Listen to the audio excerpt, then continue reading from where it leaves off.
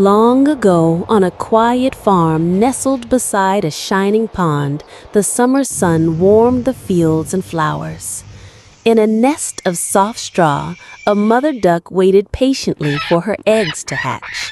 One by one, the shells cracked and tiny yellow ducklings chirped their way into the world. But one egg, larger than the rest, opened last.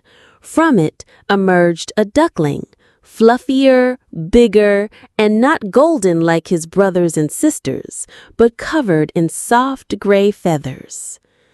The mother duck loved all her children dearly, but the other animals of the farmyard were not so kind. "Look at that one," clucked the hens. "He's so strange." The chickens laughed, the pigs snorted, and even the goat stared. The little duckling hung his head, his blue eyes full of sadness. One day, an old duck from the farm came to see the nest. She tilted her head and studied the gray duckling. "She doesn't look like the rest," she murmured, "but perhaps she will grow into her feathers." Still, the teasing never stopped. Even his own brothers and sisters pushed him aside.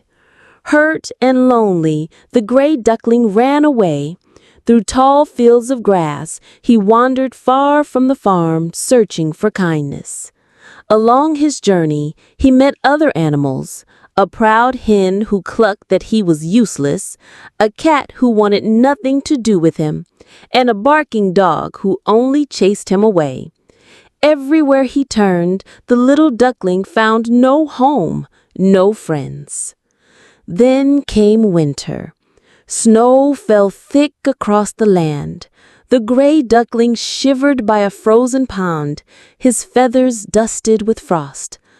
Hungry, tired, and all alone, he closed his eyes against the icy wind and wished he could belong somewhere. At last, spring arrived.